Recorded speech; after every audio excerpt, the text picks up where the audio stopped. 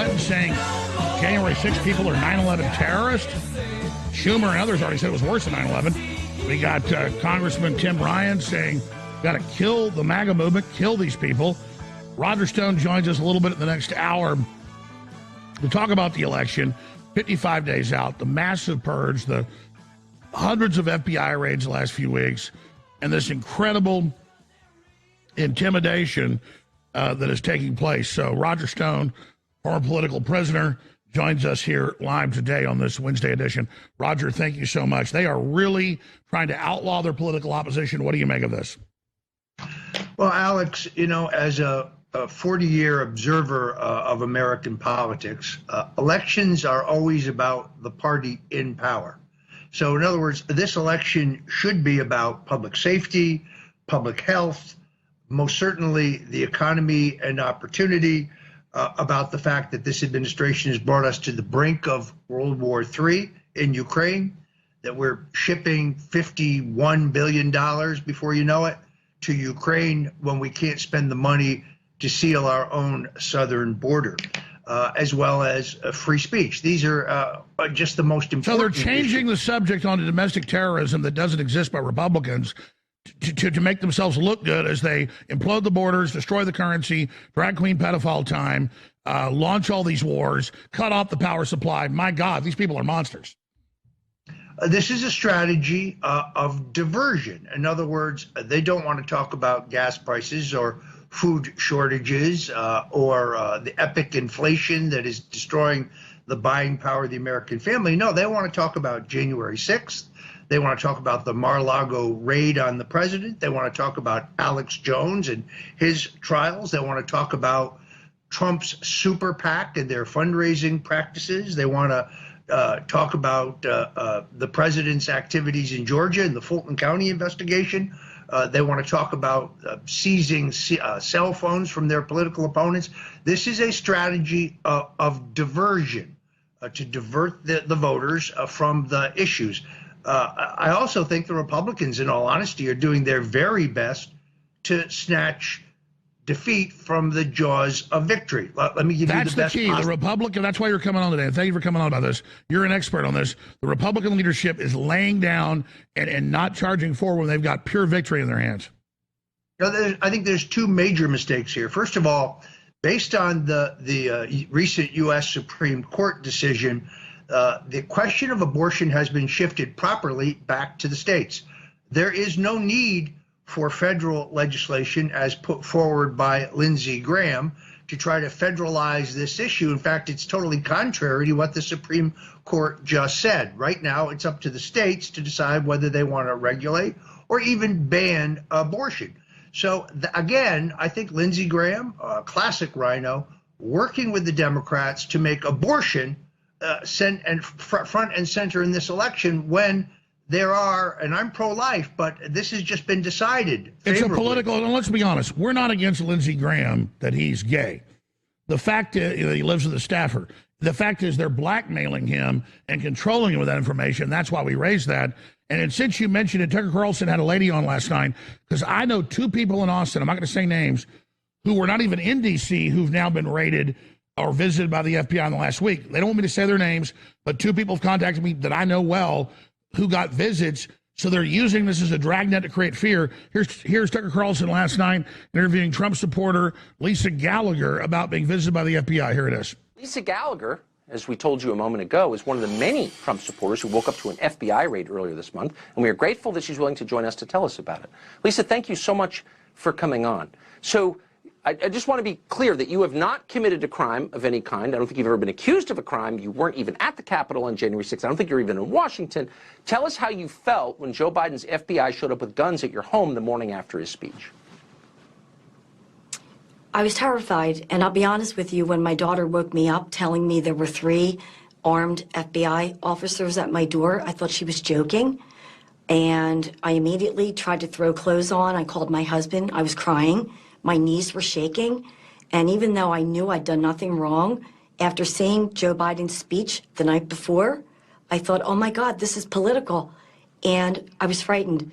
I truly thought, they can take me out of here in handcuffs, and I thought, I'm in my bedroom. I thought, am I not coming home? So I went outside and I said, gentlemen, you're scaring me. And they proceeded to tell me that they were given an anonymous tip that I was at the Capitol on January 6th. Even though, of course, as we said, they knew you weren't because they had facial recognition software and there's no evidence, and it's almost 2 years ago. Do you know who this anonymous tip, this snitch who turned you into federal law enforcement for supporting Trump on Facebook might be? No, I know nothing. And I invited them into my home so I could look at my phone and my calendar. And I have subsequently called the FBI office in Newark to just document or know for sure that it really was FBI agents at my home. And it was. And they said it was an anonymous tip, but they won't tell me anything else. Yeah, because there are not enough law enforcement concerns right now with 107,000 Americans dying of fentanyl last year. Lisa Gallagher, I know it takes bravery to come on and explain what happened to you. I think only when people do that will it end. And so I'm doubly grateful that you did this for us tonight. Thank you so much. So, Roger, we're going to break. You'll be with us 30 minutes the next hour, but I'm not at liberty to say, because people ask me not to, but let's just say this. People personally intimate that give me services, they didn't tell, my medical doctor wasn't in D.C., didn't even go. They SWAT teamed them. So this is next level, Roger. This is pure intimidation. Yeah, there's no question about it, Alex, and I can understand how this lady feels. I mean, I wasn't on the Capitol. I didn't go to the Ellipse. I know nothing about the Electoral College delay, yet I continue to be assaulted by the January 6th committee with a narrative of disinformation. It's chilling, and I think that's the purpose of it. Well, I mean, but we know about hundreds of new FBI raids, and I'm getting calls. It must be thousands. I mean, this is like full on. Look, I'm going to operate on the assumption that the government's already seen all my emails and texts, and I have no involvement on January 6th. Let's come back to it on the other side. But this is an effort to demonize the opposition in advance of an election. That's exactly what it is. To outlaw your political opposition, Roger Stone will handicap the election in 55 days. The midterm, straight ahead, stay with us. Let me lay this out real simple. There are multinational corporations that run all these third world slave countries. They're absolutely used to being able to use humans as worse than garbage. And they bought off the Democratic Party. They bought off most of the Republican leadership, and they're making their move on Europe and America and Australia and New Zealand. And once these countries fall, they believe they're going to have global dominance to do whatever they want. But whether it's Sweden or whether it is Brazil or whether it's Italy or Canada, conservative leaders are winning major elections and presidencies and prime ministerships. So the system is panicked, the self-anointed globalist. And if they get identified, it's game over. That's why they're trying to outlaw their political opposition. Roger Stone, you're one of the leading experts. They fear you so much because you helped get Trump elected. You were instrumental in it. Let's get into the waterfront here. I'm going to try to give you the floor.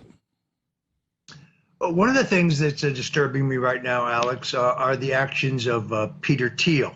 For those of you who don't know, Peter Thiel is a billionaire, was a major financier of Donald Trump's candidacy, and he stepped forward essentially to underwrite at tens of millions of dollars the endorsements of J.D. Vance for the U.S. Senate in Ohio and Blake Masters in Arizona.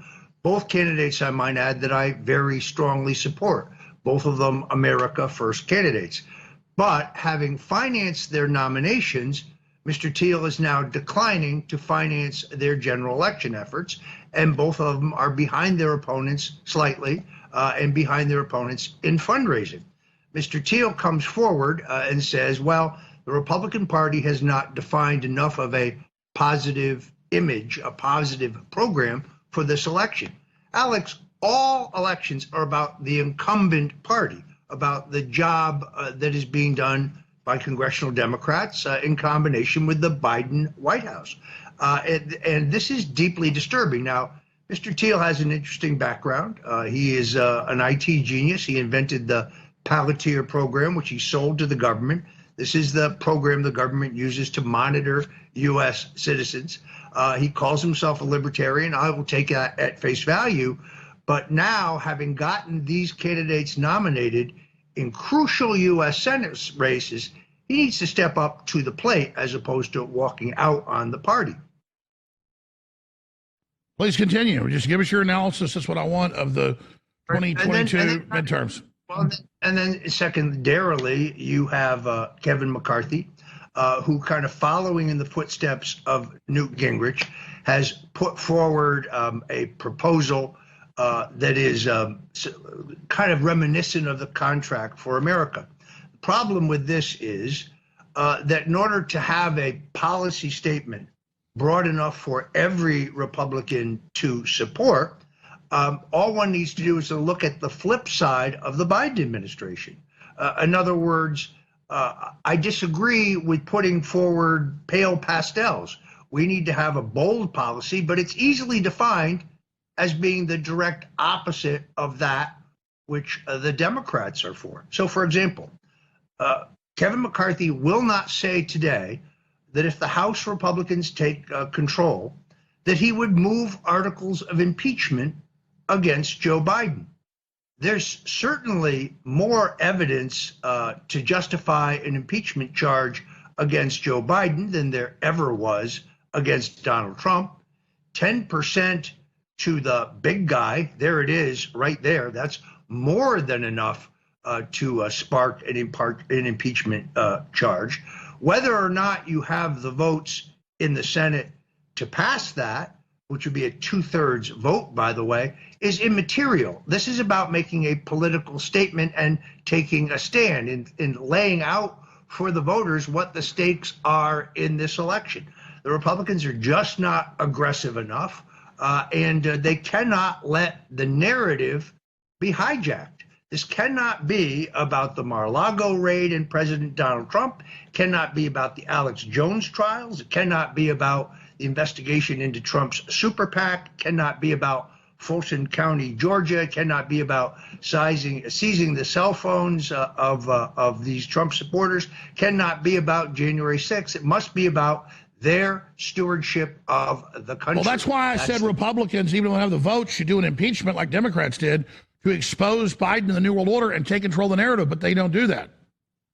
That is precisely the problem. That's why I have urged people not to give to the Republican National Committee, not to give to the Republican Senatorial Committee, or to the House Committee. Right now, people out there who want to see a change need to support individual America First candidates directly instead of supporting the party organizations. All right, I want to shift gears in the next hour. I want to talk about all these clips I've got. We have Biden saying he killed inflation. He's proud of it. Kamala Harris saying the border is secure.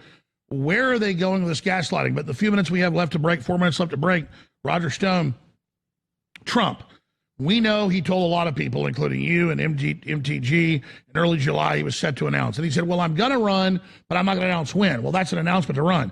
Then they created all this lawfare and all these fake criminal charges to try to go after him. What is the inside baseball currently on Trump running?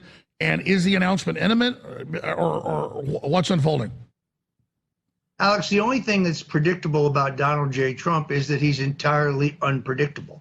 In a certain sense, the assault on his home in Mar-a-Lago has galvanized his support so that I don't think an immediate announcement of candidacy is either in the offing or necessarily desirable. First of all, it would create substantial legal issues in terms of the use of funds he has on hand today in his various PACs, millions of dollars that may not be able to be used in this election.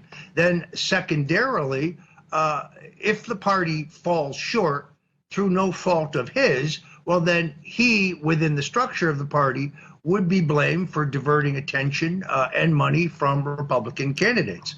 Now, I happen to believe that Governor Ron DeSantis, the governor of Florida, my governor, intends to announce his candidacy literally immediately after the election. And I think the president needs to remain mindful of that. I still think it is more likely than not that he will be a candidate. I just heard a record skipping noise. We're going to put this on the front of the interview once it's posted to Band.video. Roger Stone is rarely wrong about his political analysis. You're saying you're inside baseball, or is that just your opinion? DeSantis will announce after the midterms in 56 days. That's hard intelligence, Alex. That's not just my instinct. That's hard intelligence. And by the way, as President Donald Trump has said, Ron DeSantis has the right to do that. It's his prerogative to run if he wishes to run. I still believe that there is no poll that shows that Donald Trump would not beat him by at least. Well, what about 20 my points. sources that say they've got a secret agreement to run together? The Electoral College prevents that. You cannot. Yeah, they're have both from Florida. Correct. You cannot have a president and a vice president from the same state, because if you do, you would forfeit the electoral votes of Florida's 27 votes. That's too precious for us to do. But couldn't So, Trump just swing back saying he lives in New York again? Do you think he wants to pay New York State income taxes? I think not. Or you say now he lives in New Jersey or Virginia? Do you think he wants to pay New Jersey income taxes? I think not. No, at this point, they are both Floridians, and I don't think that can be changed. Again, much has happened since that 4th of July when we were both speculating that he may become a candidate, which, by the way, I thought was a very real possibility at the time that we predicted it. But again, as you said, Trump constantly changes his mind. well, he retains tactical flexibility is the way that I would put it. I still think he intends to run. I think he's highly likely to run. I still think he's our strongest candidate. But as to exactly when, well, that situation has been compounded. Roger, stay there. I want to get into these clips I mentioned, and I want to get into the Democrats saying Republicans are all about to stage terror attacks with no evidence of it, and them saying we've got to outlaw the Republican Party. How do we deal with that? And clearly, I think they're going to stage a false flag. When you say my enemies are terrorists, and there's no evidence they are, well, clearly, like the situation in Michigan with the fake kidnapping of the governor, or January 6th, clearly they're priming the pump, getting ready, people ready for a major staged event. Roger Stone is our guest. We'll be right back with Roger Stone on the other side. Roger Stone, what's the best website for people to visit?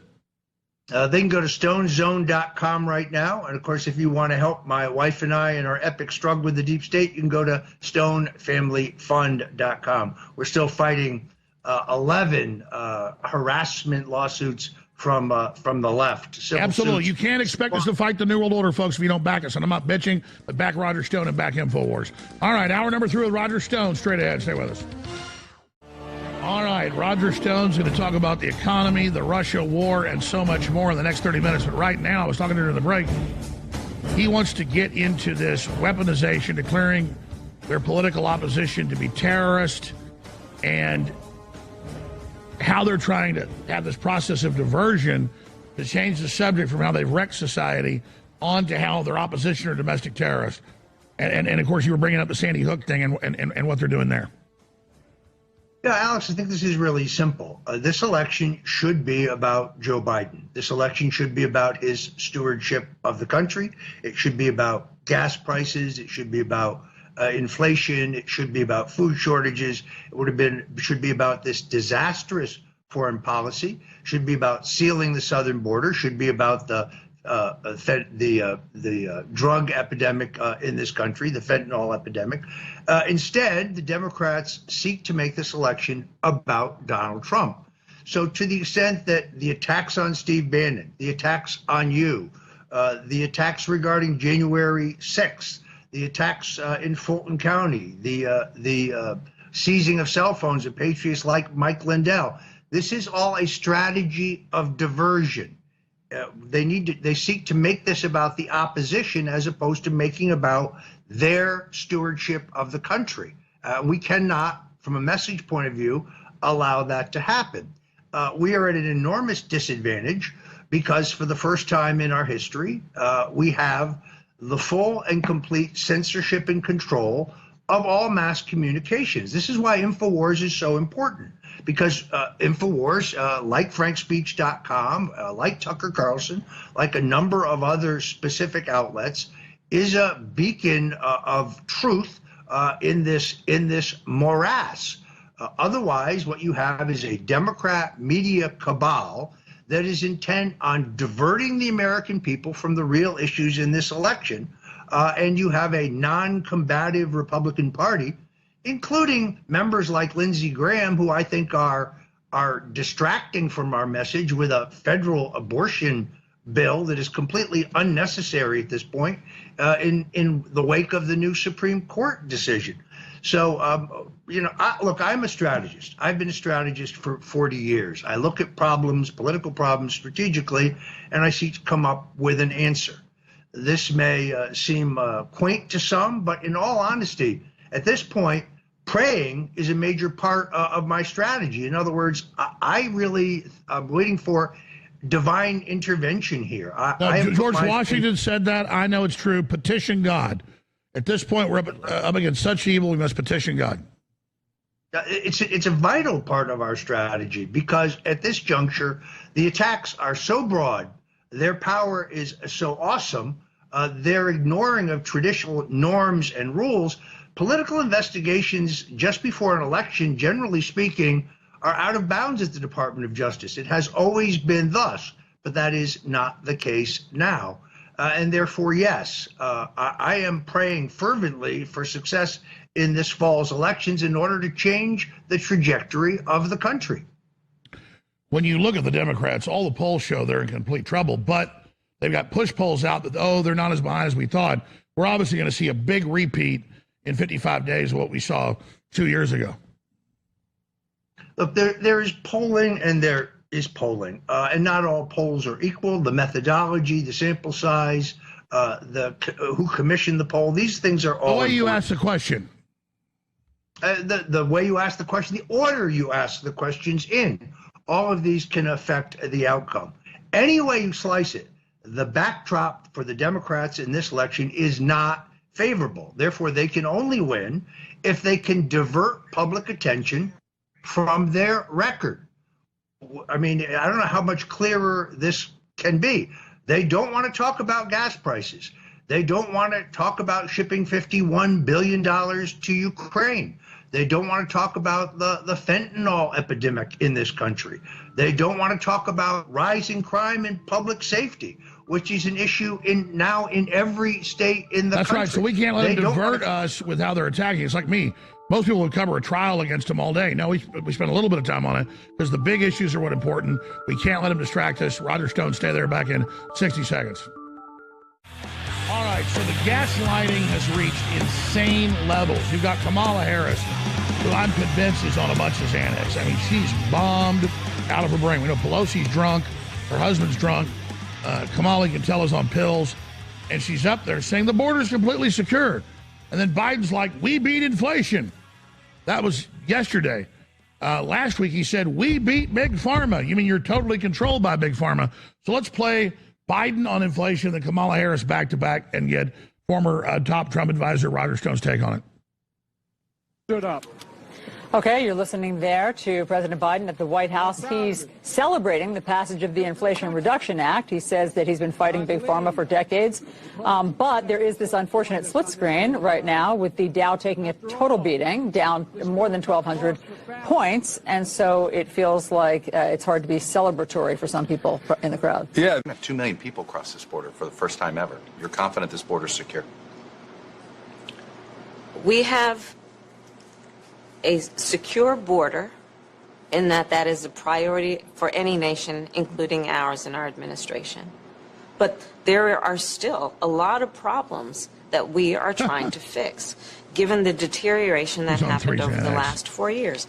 We also have to put in place a law and a plan for a pathway for citizenship. So they've started World War III with the Russians. They're all on drugs. Roger, when you watch these type of clips, it was one thing if they have it every once in a while. It's every day. It's a clown show. Where do you see this going? See, the problem for the Democrats is that none of that rings true with the actual voters. In other words, voters know that it's unsafe to go in the streets. Voters know we have a crime and drug epidemic. Voters know that our southern border is not secure. At the same time, no voters has any confidence that ultra-trillion-dollar spending bills are going to solve the inflation issue. In fact, if anything, they are going to ignite the inflation problem further. So there's a credibility gap between what the Democrats say and what the voters actually feel. Well, sure. I mean, let me interrupt you. How can Kamala Harris, it's not the first time, say the border is secure? I mean, that's like saying the Atlantic Ocean doesn't have water in it. Or bluebirds aren't blue, or, you know, I mean, it's ridiculous. What is this? No, what's ridiculous is that she says that, and that the Meet the Press talking head questioning her doesn't question it, doesn't challenge her, just lets her say it as if it is a fact. There's your real problem, which is we have a corporate media Democrat cabal, and together they weaponize their narrative. But you notice there's no challenge. Nobody says to Joe Biden, but wait, how will spending and borrowing trillions more solve the inflation problem? Nobody asks. No, that's like question. saying, how will injecting heroin give me a cure from heroin addiction? Or how will drinking Jack Daniels cure me of alcoholism? Or how will eating 55 Twinkies make me lose weight? I mean, it's oxymoronic. And I think the voters are smart enough to know that. That's why I still believe that the fundamentals, the underpinnings for Republican victory and a change in direction of the country is still there, unless they can utilize the mass media to raise these other issues and to make us, Republicans, conservatives, and those Trump issues supporters, are January 6th, the Alex Jones show trial. What else are they? A Trump? Steve Bannon's arrest 60 days before an election, just like his previous charges 60 days before an election, the investigation into Donald Trump's super PAC. So follow this through. Because the president raised money around the question of election integrity, which he has a First Amendment right to do, the Democrats considered charging him with mail fraud, because they say that's disinformation, when I would argue it is well within his First Amendment rights, and it's certainly an arguable issue. Well, sure, But we have the press secretary 6 years ago trying to unseat Trump, saying have alternate electors. She gets confronted and says, well, that's different. No, it's not different. I mean, it's all ridiculous. No, that's exactly true. In 2016, Hillary Clinton and her campaign manager, John Podesta, sought a delay or even a cancellation of the certification of the Electoral College vote.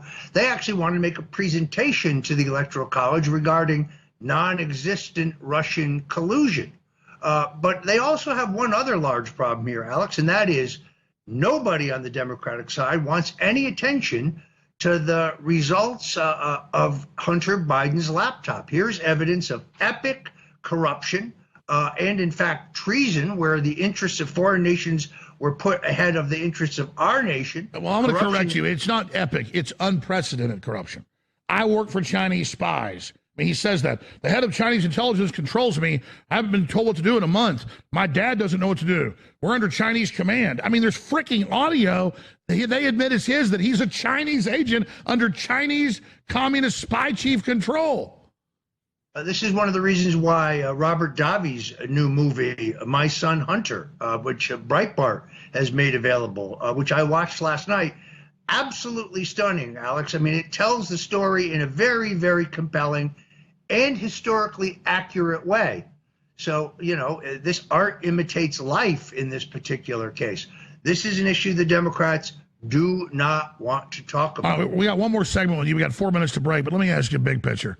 I go back to false flags. I'm not a rocket scientist, but I'm also not stupid. When you've got Hillary and Democrat Party members like Tim Ryan yesterday, they're everywhere saying Republicans are terrorists. They're going to blow stuff up. Republicans are illegal. They're the biggest terror group. It's imminent. They're going to get us. I mean, we saw the Whitmer staged attack. We saw the January 6th provocateur. It's not even 2 + 2 = 4. It's the number one is the number one. They're obviously provocateuring or planning something with 55 days out. Your take on that, and how do we counter it? You know, as I have said here on the show and in other places, I still yet fear some other kind of manufactured health crisis, some kind of additional pandemic that would you give predicted that 6 months ago, and they tried monkeypox. It didn't work. But you're right. They already tried it. Does not appear to work. But you know, in politics, a week is a lifetime. This election is still months away, and they still have time to use the CDC, to use the FDA, to use the mechanism of public health to create some new scare. This is a very deep concern of mine. So you're more worried about a new bio threat What about Russia? I mean, that is major offensives, Russians being pushed back, Russia threatening nuclear war. This is out of control. It's very, very hard, of course, with all of the war propaganda to know what is really happening in that part of the world. No, I agree with you, but the Russians have said, you crossed a red line, now it's war. I've got intel sources. U.S. troops are there, NATO, and they are, with high-tech weapons, they are pushing the Russians back. I'm praying against the beginning of World War III. I really think that they have pushed us right to the precipice. And if the reports are true, that the Ukrainians, and more precisely NATO, are using sophisticated weaponry supplied by the United States, how far will they push Putin before we have a world war? Believe me, every American needs to be praying about this, even as we speak. Here's an example. They admit they pumped in 200,000 Switchblade drones that you can carry 3 of on your back. It's U.S. satellite controlled. You just launch it, it goes and flies around for hours and loiters with a pound of explosives in its nose and goes and kills personnel and equipment. The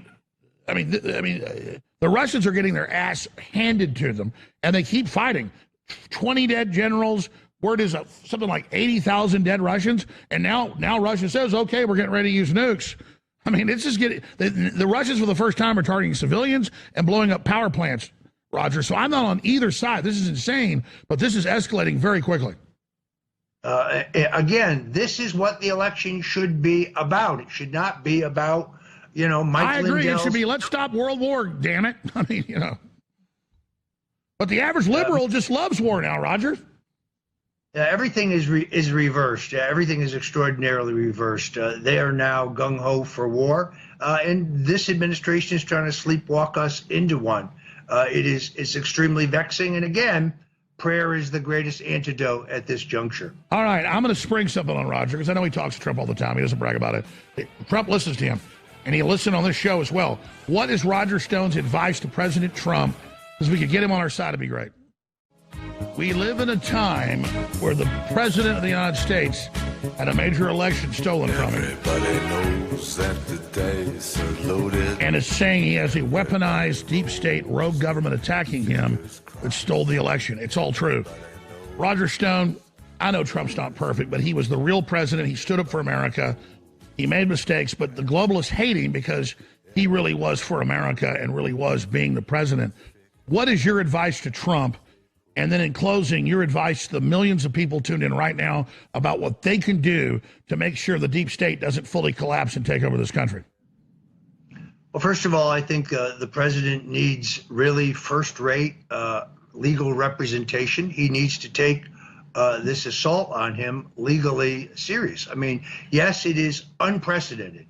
But the irony, if you just stop and think about this for a moment, is they are assaulting his reputation, and they are assaulting him legally over his retention of documents about which we know nothing. In other words, there's so much disinformation. The documents were classified. The documents were not classified. The documents were declassified. The documents were not declassified.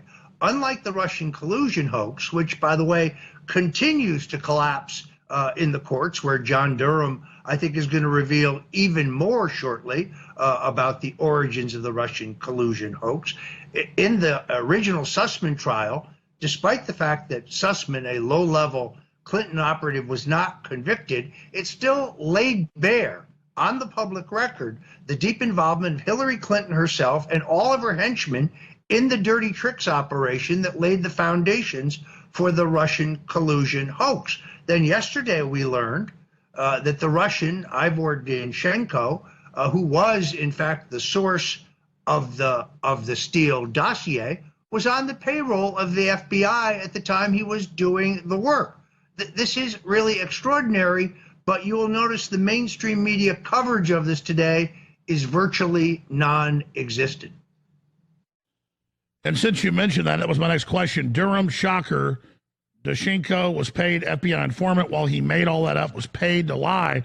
Some are saying that Durham's strategy was to mop up with the FBI, make it seem like the agency got duped, but now the documents in court show that he was working for him the whole time.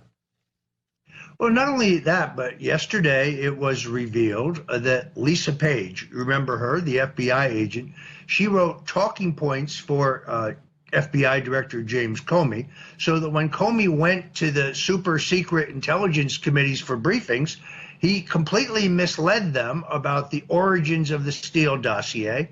Those bodies then morphed into both the House and Senate Intelligence Committee investigations into Donald Trump on the basis of information that they knew was not reliable, that they knew had been fabricated, that they knew had been paid for by Hillary Clinton. Yet, to this day, no one has paid any price, not FBI Director James Comey, not CIA Director John Brennan, not Deputy Director Andrew McCabe. He actually got his pension back after getting caught lying to the FBI and being fired. Mr. Durham continues to charge lowest level operatives as opposed to going to the heart of the beast. And as I'm sure you saw, Alex, you had Hillary Clinton back on the scene lying again, saying, well, none of the documents that I had on my illegal mail server were classified, when in fact we know that many of them were classified. But there was no raid on her home in Chappaqua. There was no raid on her compound. So again, you have the two-tiered justice system, and you have a mainstream media that is dedicated to demonizing us while giving them essentially a pass. And then we see incredible contradictions by the left constantly, and their own people don't call them. Here is Cenk Uygur of the Young Turds, and this is him in June 25th of 2020. The Young Turks individual says, I'm done. I'm now supporting hashtag defund the police 100%. I already largely agree with the substance of the argument, and now I'm down for framing too. There's no reform or transformation that can fix this. We have to start over and completely rebuild policing in this country, controlled by leftists. Now here he is, September 13th, yesterday. Will people who came up with defund the police slogan admit they were wrong? It was wildly counterproductive framing. You don't speak for the left, and neither do people pushing the counterproductive abolish the prisons. Polls show that almost no one on the left agrees with it. So he's a big part of pushing it when he's not talking about how he loves having sex with animals, literally, folks. Just drooling on air about pleasuring donkeys. And then he shifts gears 180 and says, how dare you defund the police, just like Biden's done. They think we have no memory, Roger Stone. Yeah, look, I don't really care what Cenk Uygur said. As you will remember, we had an epic confrontation with him at the 2016 Republican National Convention when he invited us on his set. And then when we came on his set, tried to say that we were crashing his set, a kind of a staged drama. I mean, I remember the woman producer. Yeah, they invited us over, and we said, we got to do another interview. We'll be back. And they said, oh, right. We broke into his set. It was in an open area. Yeah, it was a classic. For those of you who can't see it, we should pull that video up. It was, there we go, an absurdity. They invited us on the set. Then they said they were crashing. We were crashing the set. Completely and totally ridiculous. But that was fun, wasn't it? It was fun. It's the last time we had fun. It's been all downhill since then. Roger, in closing, what do you predict for America? What's your gut level tell you? Pretty dire, you're saying, let's just pray. Well, I mean, in politics, a week is a lifetime. Roe v. Wade was front and center in the political debate. It was wiped off the front pages by the raid at Mar-a-Lago. It's hard to say what will happen, but I'm not going to make a prediction about an election that is still many weeks off. Again, the fundamental backdrop is still there for the Republicans to win if they can remain focused on an attack on the record of the incumbent and their performance in their stewardship of the country. But if voters get diverted to all these other issues, well, then I do think we can snatch defeat from the jaws of victory. No, I agree, but that's all you see Republicans, including you and I. We do it too. You know, we're guilty. We say don't do it, we do it. We're not Russian agents. We're not terrorists. We're not this. I mean, you still got to respond to it at the same time. It should be inflation. It should be open borders. It should be fentanyl. It should be the Russia war. I mean, that's where we should be. I agree. In the meantime, everybody needs to join us in prayer.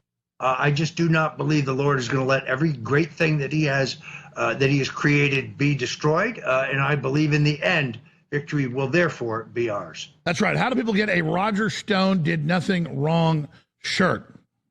They go to rogerstonestore.com, rogerstonestore.com. They can get their very own Roger Stone Did Nothing Wrong t-shirt right now. The only thing more triggering is InfoWarsStore.com, and Alex Jones was right. Roger, we'll talk to you again soon. Thank you so much.